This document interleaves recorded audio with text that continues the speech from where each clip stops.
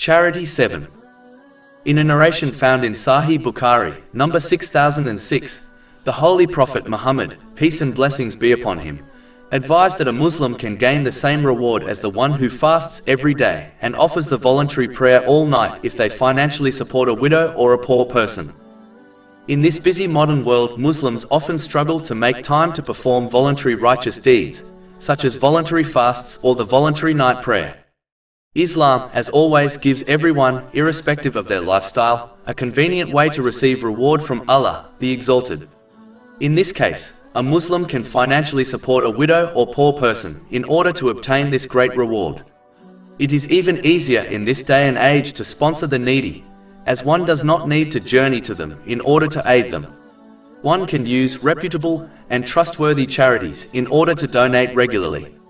And a Muslim must not be fooled and deterred from donating by believing their money will not reach the needy, as Allah, the Exalted, will reward them according to their intention, irrespective of if the money reaches the poor or not.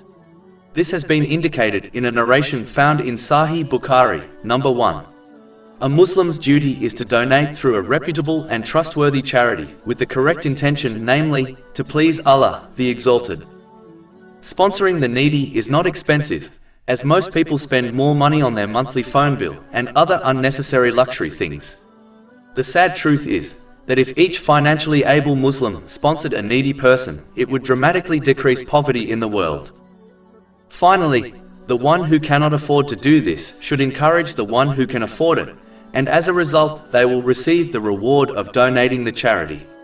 This has been confirmed in a narration found in Jami' at-Tirmidhi, number 2674. This therefore leaves no reason why all Muslims should miss out on obtaining this easy reward. Over 400 free ebooks, audiobooks, infographics, podcasts and blogs available on our website, www.shaykhpod.com.